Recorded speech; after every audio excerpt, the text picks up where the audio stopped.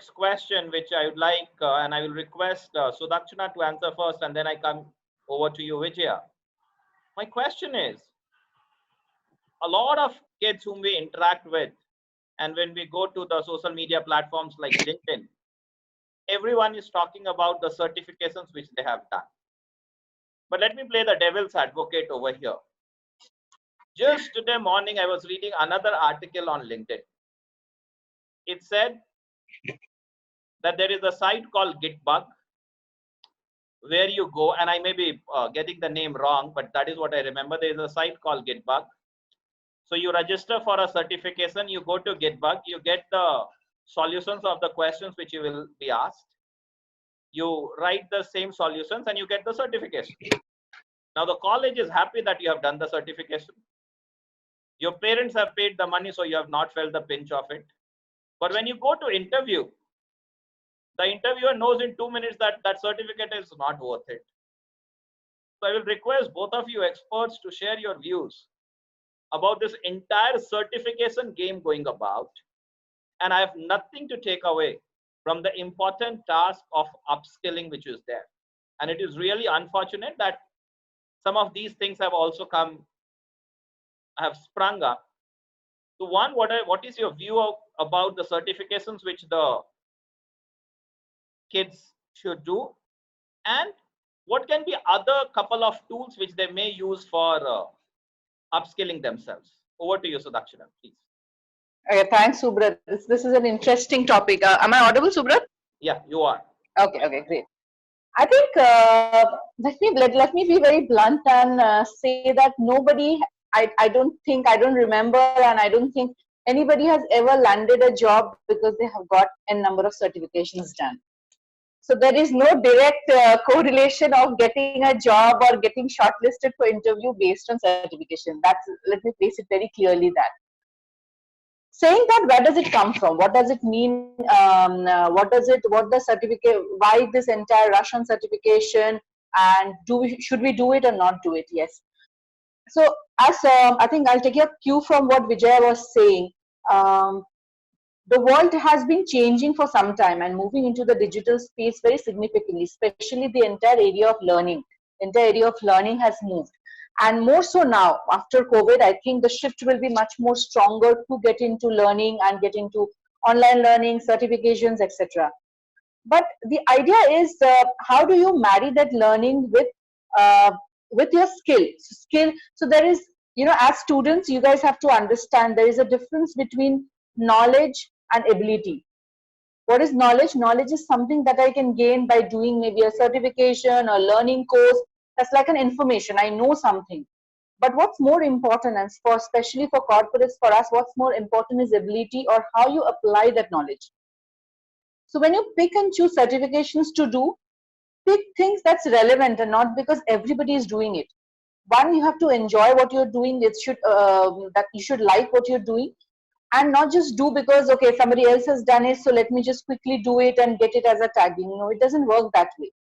For recruiters, let me say, when I look at a CV and I have too many certifications on it, it makes me question that whether the person has really learned, or what's this entire why the individual has gone into certification. So I may not look at it negatively, but I will definitely ask you questions around it. I would want to probe a little bit further around the certification piece. The other piece is in terms of doing, and what. So the question that comes up is, how do I choose what I should take up and what I should not take up? Look at what is it that the certification is giving you. So for example, if it is some technical skills or knowledge based skills, for example, Vijay spoke a good point around research methodology. If I'm learning about research methodology and there's a certification around it, or if I'm learning about how to do analytics and there's a certification around it, I may want to pick and do that. But then I will have to pause and see, can I do a live project after that where I use it? Can I do even in my curriculum project? Am I able to apply that piece? Just blindly going and doing certification on sales and marketing specialization or something like strategic planning, strategy, all of that doesn't make sense. Honestly, doesn't make sense.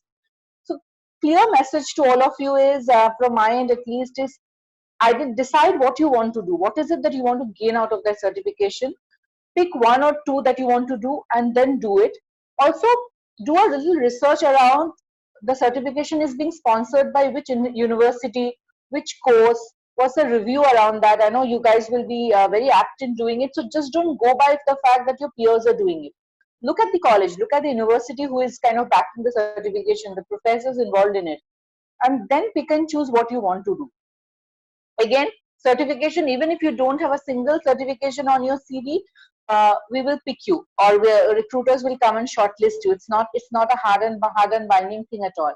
What as recruiters we look for in people is, more than any kind of certification, is learning agility. Yeah, you will keep on hearing this word called learning agility. What is learning agility? Learning agility can be broadly kind of broken up into two three things. One key piece of learning agility is change agility, which means that are you adaptable to change? Are you fungible? Can you do different things? Do you have the curiosity to learn different things? So one of the key things in terms of learning agility and learnability is the ability to uh, quickly adapt to things and also have the curiosity to know things. So for me, I would not want you to have a lot of certification and come, but tomorrow if there's a role in my organization which requires you to learn, can you do that learning? So that's more important to me than getting a lot of certifications. Yeah, that's from my side, Subrat. I think I'll ask Vijay to comment. Thanks, Sudakshana. In fact, completely resonate with what Sudakshana spoke about.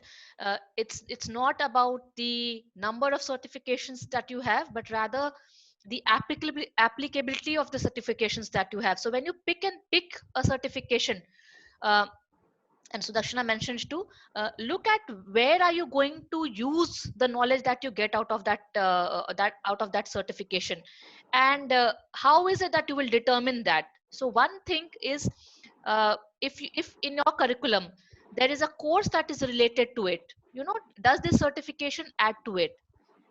If you know the kind of industry you want to pursue a career in, and you have people who there, reach out there to them to understand that, hey, this is a certification that I'm looking at pursuing. Do you think it has a practical application in your network or your extended network?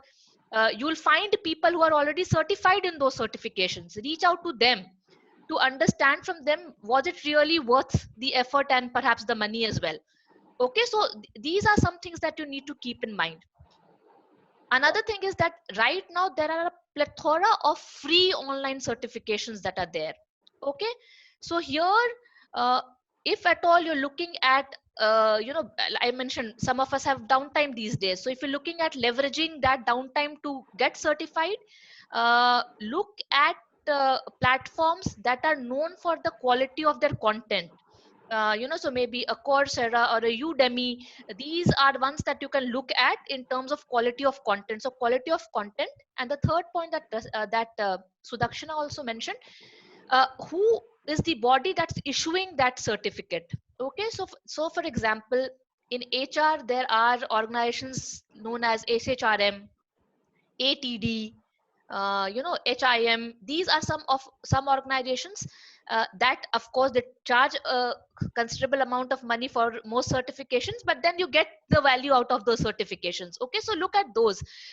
If you're a finance professional, CII conducts a lot of certifications are very reasonably priced. You have the big fours, the KPMG, the Deloittes of the world. They run a number of certification, again, reasonably priced, and these are typically very industry relevant certificates. So look at who is giving that certification before you even decide to invest a single day on those. So these are a couple of points that I would want you to consider before you decide on a certificate.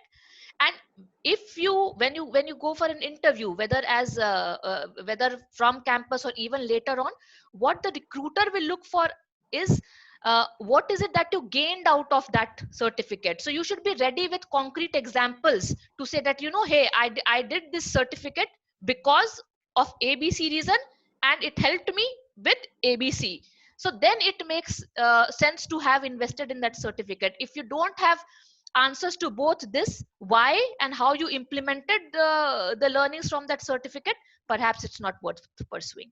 So that is what I would want to say. Thank you so much, Vijaya. In fact, if I have to sum up personally, I will put it this way, that look at the certifications as a path towards your destination. They are a part of the journey. They are not the destination. Just because you have done some certification and you put that in your CV or you put that on social media that, hey, I have done that. Just having done that is not going to help your case. And if I have to just add one bit, because I've been closely interacting with the business schools, I can share with you a very live example. You know, I see a lot of students uploading that they have done something in the strategic brand management. Now, let's be clear about one fact. There are not more than maybe 10 campuses or 12 campuses in the country where the companies actually go for a brand management profile. And that 10, 12 number may also be exaggerated. I have no qualms in accepting that. So if you are going for a sales job and you are talking about an efficiency or a proficiency in brand management, I have serious doubts as to how that is going to help your candidature. So while picking up the certifications, what you also need to be clear about, how are those certifications going to help you in your journey, rather than just doing because someone else is doing, so I also must do. And you know what, the name of the certification looks great, and therefore it has got all the jargons which I always thought that I will be doing. That's honestly speaking not going to make much of difference.